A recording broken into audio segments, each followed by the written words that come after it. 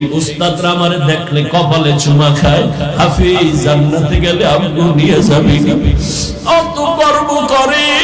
আর আমিও কলিজা ভরিয়া দোয়া করি, আজকে যদি উস্তাদ আমাকে মেহনত না করতেন, আমি এই চেয়ারে বসে কথা বলতে পারতাম না। আর পিছনে যেই হুজুর, যেই উস্তাদ নিজের মা বাবা ভাই স্ত্রী সব সাইরা আমার পেছনে সময় দিছেন, ফিজুর রহমান রে আমার আব্বা আম্মা দোয়া দিছেন, কিন্তু এই চেয়ারে বসে বয়ান শিখান নাই। আমারে বয়ান শিখাইছেন আমার উস্তাদরা হাতে দইরা, দিন নাই রাত নাই।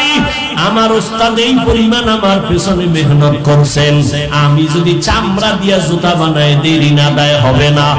আর দোয়া লাগবে উলামায়ে কেরাম আহলুল্লাহ যারা আল্লাহর প্রিয় বান্দা, ফেরাসাতের পাওয়ার যাদের আছে, তাদের নেক নজর, তাদের দোয়া ছাড়া আগানো যাবে না রে বাবা।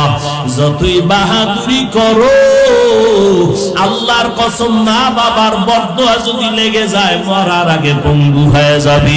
শিক্ষকের বরদোয়া যদি কপালে লাগাও বিদ্যার জগৎ থেকে হারায় যাবি। রাস্তায় ঘুরি মাঝে মাঝে যাই, অনেক পাগল দেখি ইংলিশে কথা কয়, আরবিতে কথা কয়। চিন্তা করলাম ব্যাপারটা কি, পাগল আবার ইংলিশ শিখছে নি আরবি শিখছে নি? খুঁজা দেখলাম না না, তাহলে পাগল আবার আরবি কেন কয়? খুঁজা বের করলাম মাদ্রাসার ভালো ছাত্র ছিল, বেয়াদবি কইরা রাস্তার পাগল হয়েছে। স্কুলের ভালো স্টুডেন্ট ছিল, শিক্ষকের সাথে বেয়াদবি করে রাস্তার পাগল হয়ে গেছে।